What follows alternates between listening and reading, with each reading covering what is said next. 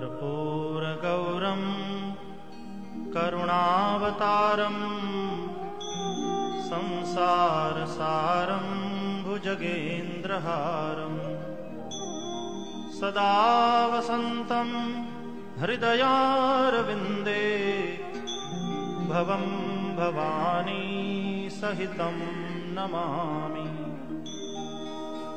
मङ्गलं भगवान् शम्भुः मङ्गलं वृषभध्वजः मङ्गलं पार्वतीनाथो मङ्गलायतनोहरः।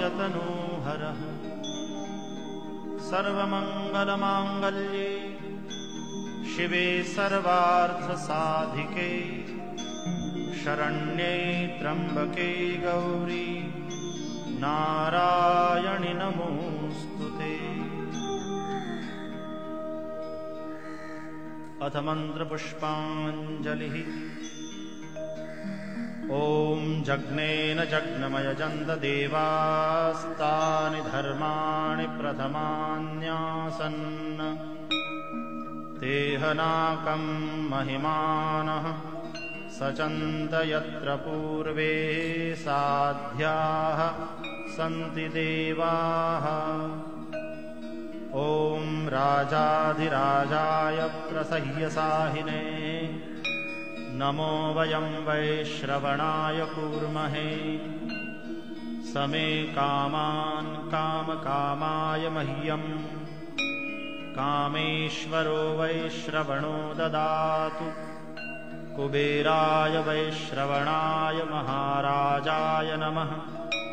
ॐ स्वस्ति साम्राज्यं भोज्यं स्वराज्यं वैराज्यं पारमेष्ठ्यं राज्यं महाराज्यमाधिपत्यमयं समन्तपर्यायी स्यात् सार्वभौमः सार्वायुष आन्तादापरार्धात्।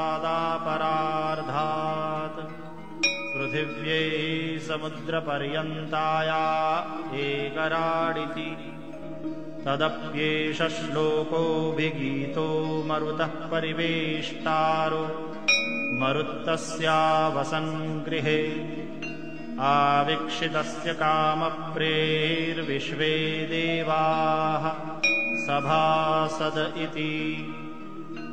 ॐ विश्वतश्चक्षुरुत विश्वतो मुखो विश्वतो बाहुरुत विश्वतस्पात सम्बाहुभ्यान्धमति सम्बतत्रैर्द्याव भूमि जनयन् देव एकः।